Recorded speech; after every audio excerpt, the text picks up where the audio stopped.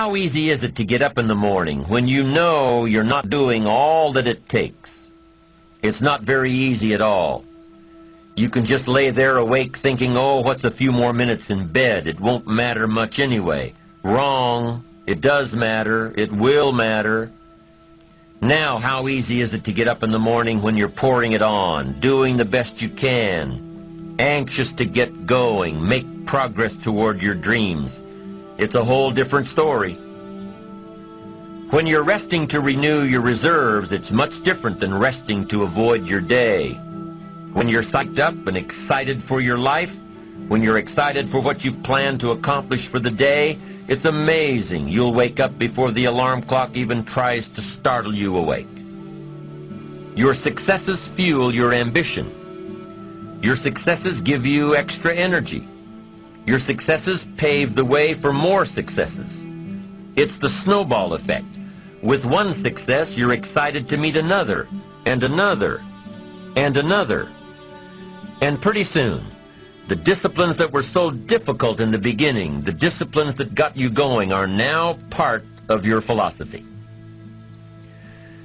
How do you know when you're successful? Do you have to be a millionaire? No. All we ask of you is that you earn all you possibly can. If you earn $10,000 a year and that's the best you can do, that's enough. God and everything else will see to it that you're okay. The key is to just do the best you can. If it's $10,000 a year, wonderful. If it's $100,000 a year, wonderful. If it's $1 million a year, wonderful. It doesn't matter $10,000 a year or $1 million a year. It doesn't matter as long as you've done the best you possibly can. Earn the most you possibly can. Be the most you possibly can. And here's why. The essence of life is growth. The essence of life is growth, to do the best you can.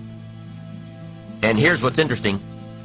Humans are the only life form that will do less than they possibly can. Humans are the only life form that will settle for less.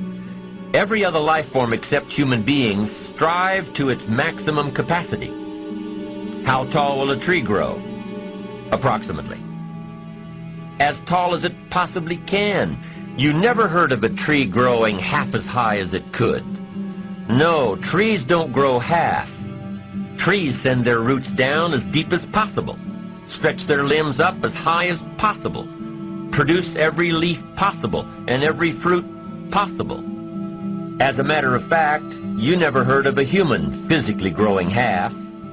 We keep growing until we're done. Now that's a part of life we can't control. It's genetically coded. And that's probably why we keep growing till we're done. Because we can't control that part. It's the rest of our growing that we control. The growing of our minds, the expansion of our minds, that we can control. And that's what tends to get away from us. All life forms inherently strive to their max except human beings. Now, why wouldn't human beings strive to their maximum possibility? Here's why.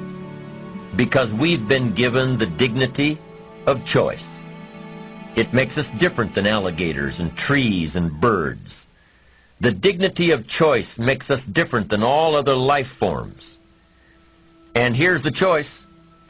To become part of what we could be, enough to get by, or to become all that we can be.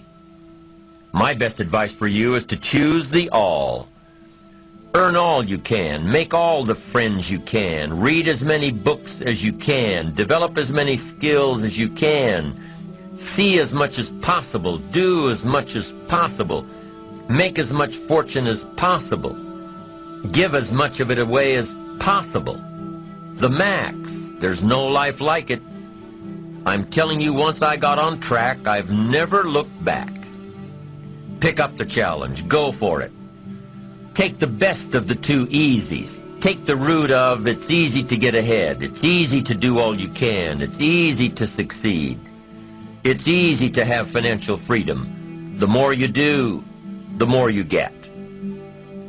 So the two primary benefits of positive reinforcement are, number one, to build good habits, and number two, to create more energy to fuel your ambitions, your desires, your achievements.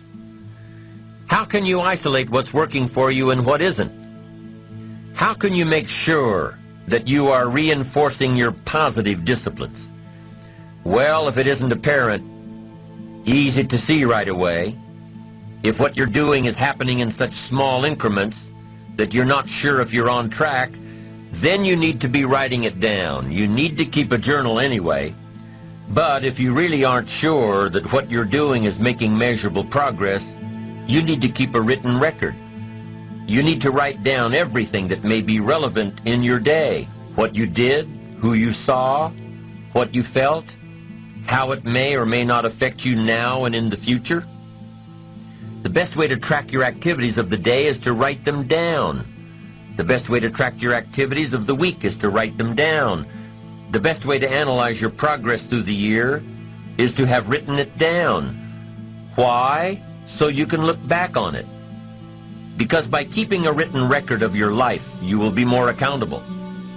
By putting into writing the action steps that you have planned, you will easily see what works and what doesn't. Most people just try to get through the day, never writing anything down, never keeping track of their progress along the way, never really knowing if they are doing all they can to reach their goals, to drive their ambition. But gifted people learn to get from the day. They don't let a day end without picking up some valuable experience, some emotional content, some idea that may positively affect their future.